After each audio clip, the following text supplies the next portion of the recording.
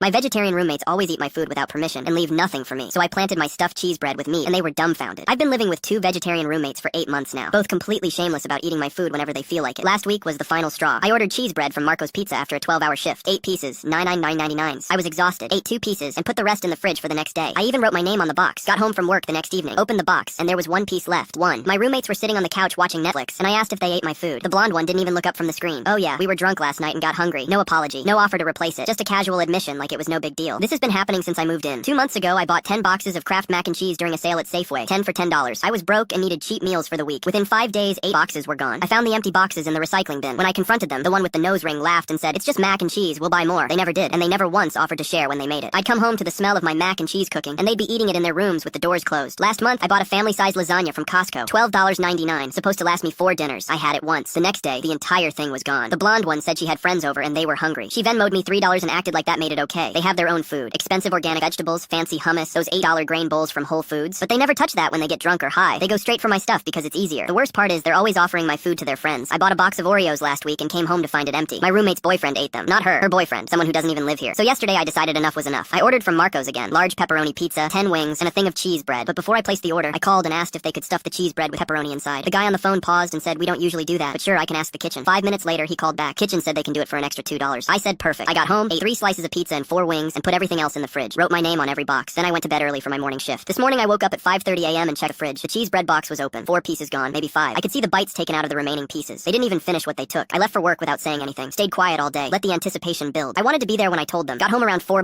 p.m. Both of them were in the kitchen making smoothies with their organic kale and overpriced almond milk. Perfect timing. I walked straight to the fridge, grabbed the cheese bread box, and stood there holding it, just staring at them. Neither of them noticed at first. Finally, the blonde one looked up. "Oh yeah, I had some of your bread last night." "Hope that's cool." I didn't say anything. Just kept staring. The other one turned around and saw my face. I had a couple pieces too. We were really high and it was right there. I looked down at the box, then back at them. "Bro." The blonde one rolled her eyes. "We'll pay you for it if you want." God, you're so dramatic about food. I shook my head slowly. "I'm not worried about you paying me. But how the hell did you not realize there was pepperoni in it?" They both froze. The smoothie was still blending in the background, making this annoying whirring sound. "What?" The blonde one said. "You're lying." I opened the box and pulled apart one of the remaining pieces of bread. Pepperoni everywhere. Little circles of meat embedded in the cheese. Both of their faces went completely white. The one with the nose ring actually backed up against the counter like the bread was going to attack her. The blonde one's voice got loud. "Why the hell didn't you tell us there was meat in it?" I looked her dead in the eyes. "Why the hell do you eat my food without asking me first? If you'd been thoughtful enough to ask, you would have known there was meat in it. Next time, don't touch my stuff without permission." The other one looked like she was going to cry. She put her hand over her mouth. "Oh my god, I think I'm going to be sick." I walked over to the fridge and grabbed 2 of their White Claws from their drawer. The blonde one immediately said, "What happened to not taking stuff without asking?" I cracked one open. Think of it as reimbursement for always taking my stuff. Then I walked to my room and closed the door. I could hear them freaking out in the kitchen. One of them was on the phone, probably asking if eating meat by accident breaks vegetarianism. The other one kept saying, "I can't believe he did that." One of them knocked on my door an hour later. I ignored it. This morning, the one with the nose ring texted me that she'd been on the toilet all night. The blonde one hasn't spoken to me yet. The cheese bread is still in the fridge. Neither of them will go near it. My parents kept breaking into my apartment, so I moved without telling them and let them panic. When I got my first apartment, my parents asked for a spare key in case of emergencies. I gave them one, and that's when the problem started. The first sign of trouble was coming home and finding my throw pillows rearranged. Mom had stopped by to drop off some containers I didn't ask for. She said she just wanted to make sure I was settling in okay. I told her to call first next time. She laughed and said, "You're my daughter. I don't need an appointment." A few weeks later, I found my sister's shampoo in my shower. Mom said, "Becca needed somewhere to crash when she was in town. I told her she could use your place since you were at work." No one had asked me. I told Mom this wasn't acceptable. She said I was being selfish. A month after that, I noticed my mail had been opened. Dad said, "I was just checking if anything important came." I sat them down and asked for my key back. Mom started crying and called me paranoid and ungrateful. Dad crossed his arms and said, "We're not giving the key back. We're your parents." So I changed the locks. I called a locksmith the next day and had new deadbolts installed. I didn't give my parents a copy. Problem solved, or so I thought. 2 weeks later, I came home from work and found my mother sitting on my couch. I froze in the doorway. I said, "How did you get in here?" She smiled and held up a key. She said, "I called the landlord and explained I was your mother and needed access in case of emergency." He was very understanding. I was shaking. I said, "You went behind my back to my landlord?" She rolled her eyes. She said, "Don't be dramatic. I'm your mother. I have a right to check on you." I called my landlord that night and told him under no circumstances was he to give anyone access to my apartment. He apologized and said my mother had been very convincing. I thought that would be the end of it. A month later, I came home to find my window screen popped out and my window open. Nothing was stolen, but my laundry had been folded and put away. There was a casserole in my fridge with a note that said, "You're not eating enough. Love, Mom." I called her immediately. I said, "Did you climb through my window?" She said, "The door was locked. What was I supposed to do? I made you dinner and you're yelling at me." I said, "You broke into my apartment." She said, "It's not breaking in when it's family." I called my dad. I said, "Mom broke in through my window. This has to stop." He said, "Your mother worries about you. If you'd just give us a key like a normal daughter, she wouldn't have to do this. You're the one making this difficult." That night, I realized I would never win. I could change every lock, seal every window, and they would find another way in. The only solution was to disappear completely. I found an apartment across town in a building with a doorman and a strict guest policy. I signed the lease without telling anyone. I took a Friday off work without telling my parents. I rented a moving truck and called 2 friends. We had my entire apartment empty by 3 p.m. I cleaned until it looked like no one had ever lived there and turned in my keys that afternoon. For the next 3 days, I answered my parents' texts like nothing had changed. Mom sent me a recipe and I replied with a thumbs up. Then I stopped responding. The second day, my phone blew up. 23 missed calls. The last voicemail from mom was hysterical. She was saying, "We're at your apartment and it's completely empty. There's nothing here. Where are you?" I waited an hour before calling back. When mom answered, she was sobbing. She said, "We thought something terrible happened. Your apartment is empty." I kept my voice calm. I said, "Why would you think something terrible happened?" She said, "Because everything is gone." I said, "Why are you at my apartment right now?" The line went quiet. I said, "I moved, but that doesn't answer my question. Why are you there uninvited?" Mom's voice got small. She said, "We were worried. You weren't answering." I said, "So you broke in again. That's exactly why I left without telling you." Dad grabbed the phone. He said, "We're your parents. We had every right to check on you." I said, "You climbed through my window because I wouldn't let you in. That's not parenting. That's stalking." Dad said, "Fine, give us your new address." I said, "No." He said, "Excuse me?" I said, "You broke into my apartment twice after I changed the locks. You manipulated my landlord. You climbed through my window. I'm not giving you the chance to do any of that again." Mom yelled, "We are your parents." I said, "And I'm an adult who gets to decide who enters my home. You proved I can't trust you with that information." That was 4 months ago, and they still don't know where I live. I've never slept better.